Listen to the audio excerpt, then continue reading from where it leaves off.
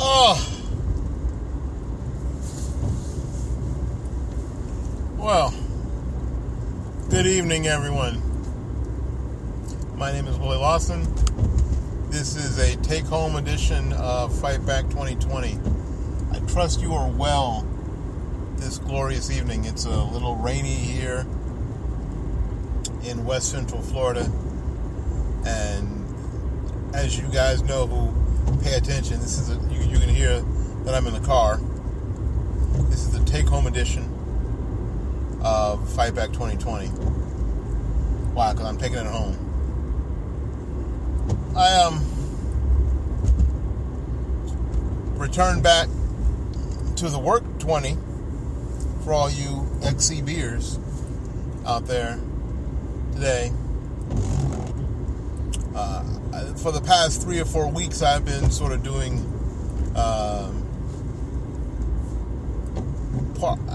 not quite half and half, 2/3 and 1/3. 1/3 at home, and then 2/3 at home, and then 1/3 in the studio. And today was my first day, my first Monday back in the studio. And somebody asked me, how was my first Monday back? And it's like riding a bike. Yeah, it's the same thing. I've been teaching saxophone, flute, and clarinet privately for more than 30 years. So there's a thing to it, right? There's a rhythm to it. So it's pretty easy to do, whether you're doing it here or there, whether you're doing it with a fox or in a box.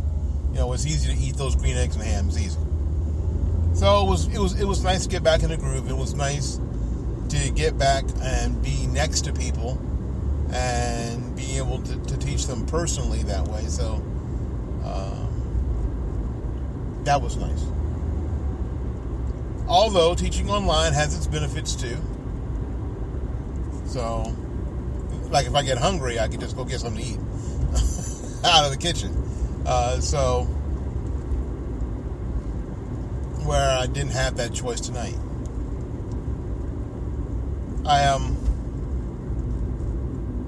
I've been thinking about this all day. I did some videos on Facebook today. You probably saw. And I've been waiting as these things happen. I did a piece on the morning show, on a morning report this morning. Hopefully you heard it, having to do with Horace Lorenzo Anderson Jr., the 19-year-old that was killed in the Capitol Hill Autonomous Zone. Young black man. And how his father, as of, I think, yesterday, had yet to hear from the mayor, and had just heard from the police department. Yes, the day that he went on to Hannity to talk about it, he had just heard from the police department. His son was killed about 3 weeks ago. I think they buried him today. And so when it happened, he didn't hear about it. Now, you could say, well, maybe they didn't know who to contact. Well, according to Mr. Anderson, Horace Jr. had ID on him, and his ID was the same house that the elder Mr. Anderson lived. So if they had wanted to contact him, all they had to do was go through Horace Jr.'s wallet, find the ID, find the address and the phone number, and give the elder Mr. Harrison, the father, a call, or drop by his house and tell him, you know what, I'm sorry, could you come down and identify the body? Well, as it turned out, and I'm just going to go through the story quickly. As it turned out, Mr. Anderson heard from some of the people that the younger Mr. Harrison, the younger Horace, had met in Chaz that his son had been killed. And he went to the hospital to see, but the hospital wouldn't let him see his son to identify the body for a week. A week.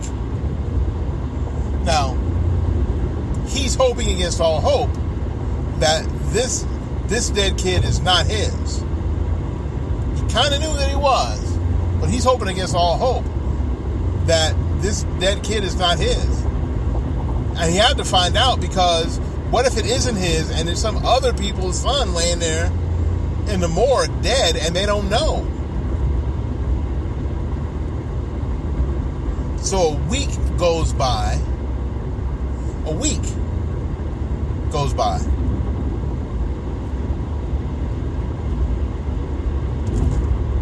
Two weeks goes by, actually, I think the story is. And he finally is able to get into the hospital and identify the body. And it is his son. Now, he still hasn't, at this point, he still had not heard from the mayor. At that point, he still had not heard from the police department about what happened to his son. Is there an ongoing investigation? Well, something. Tell me something. He doesn't know anything.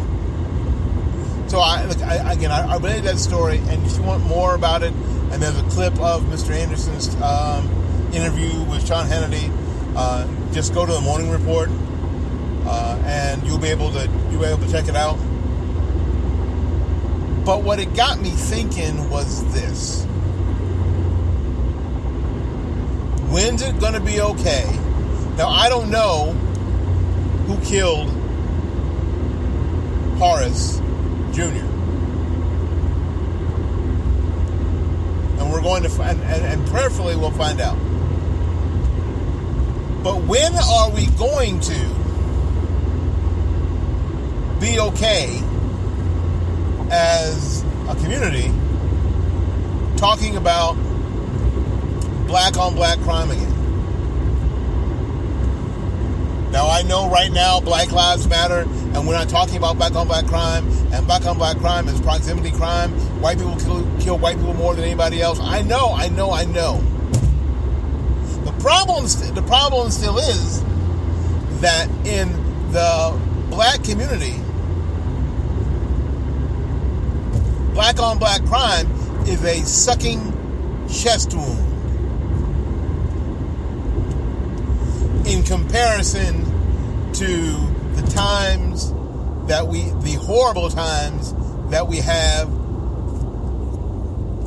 somebody black, unarmed, killed by a police officer, compared to the number of times that we have an Eric Garner or we have a George Floyd.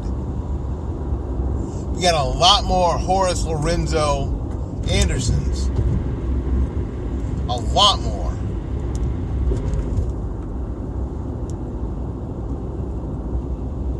So these things, this black, and I'm not just talking about the shootings and the murders and the stabbings. I'm talking about the rapes and the robberies, the burglaries, the carjackings, car thefts, breaking and entering. I'm talking about all the other, I'm talking about the property crimes as well. That's a sucking chest wound in comparison to the times where you have a Trayvon Martin or an Eric Garner or a George Floyd or even an Ahmaud Arbery.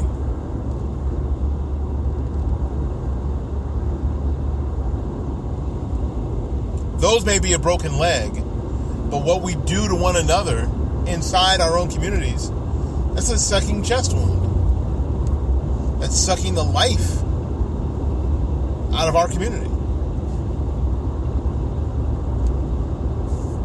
And it isn't that I don't want to hold police officers responsible, especially people like Derek Chauvin, who's a piece of human garbage.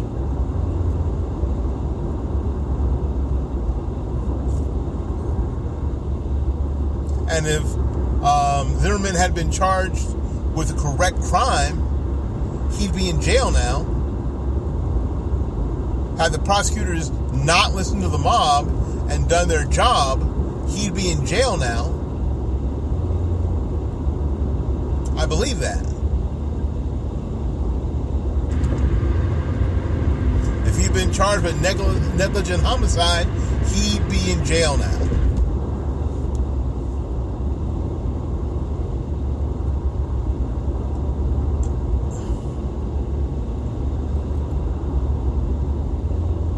And that's what I'm worried about with Derek Chauvin. Frankly, negligent homicide, felony homicide, third-degree murder, he might go to jail.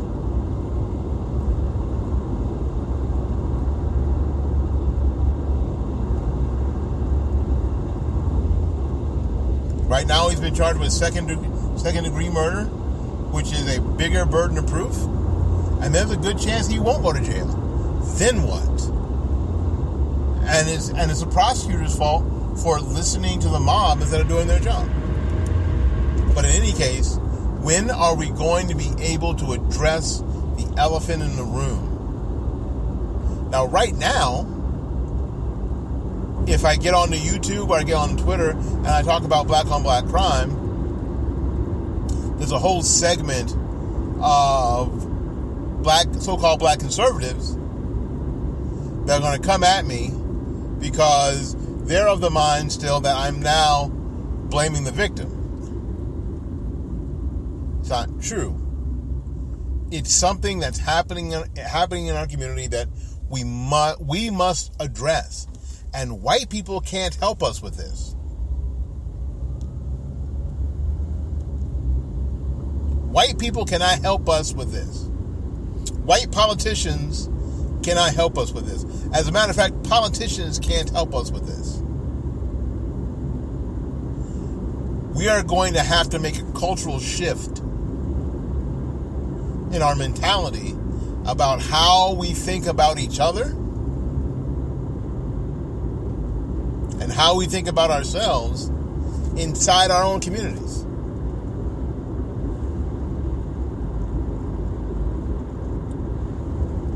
And until we can do that, we are going to be eaten up from the inside.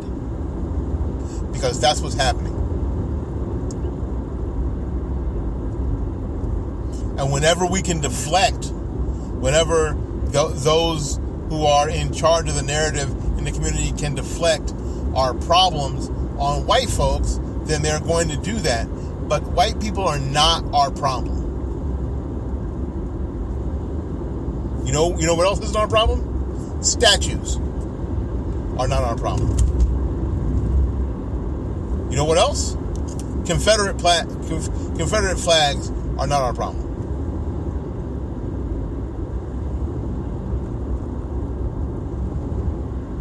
As horrible as virulent racism is, it's not our problem. It's not our biggest problem for sure.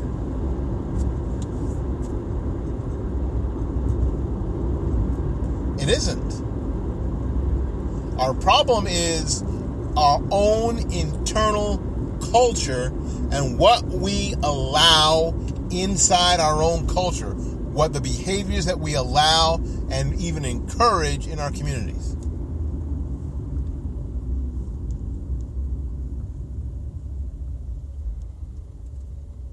The way that we talk about and treat each other. That's our biggest problem. Our attitudes towards one another.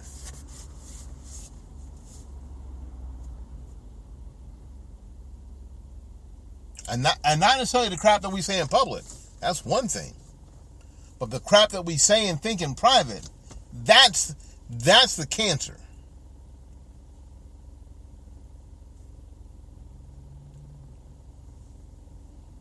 It's how we allow our elected officials to behave, how we refuse to hold them accountable. We refuse to. We're just happy to have a black face on the city council. We're just happy to have a black face on the county commission. We're just happy to have a black face in the mayor's office. Like somehow That is going to make the difference. And we were happy to have a black face in the White House. Like, that was going to make a difference. And that's as far as it went.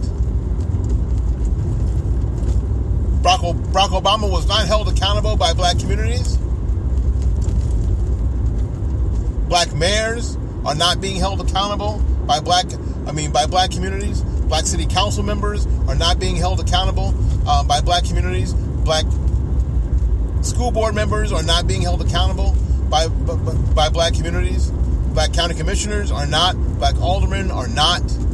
Black politicians in general are not being held accountable. Black police chiefs, sheriffs. So until we can stop being enamored with the talented 10th,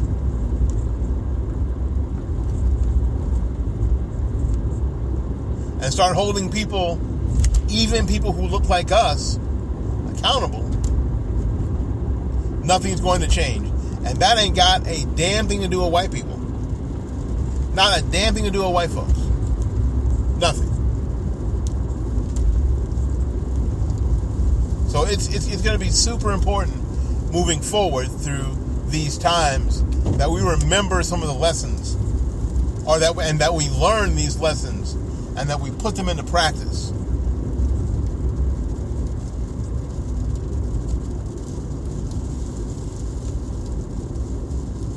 All right, well, that's what's on my mind.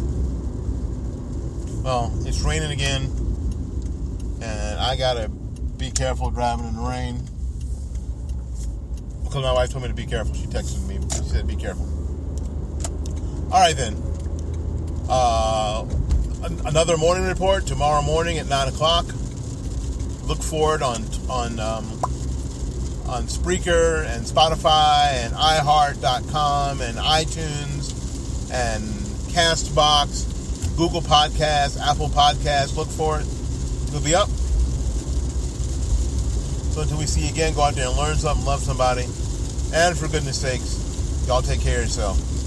We'll see you when we see you. Bye-bye now.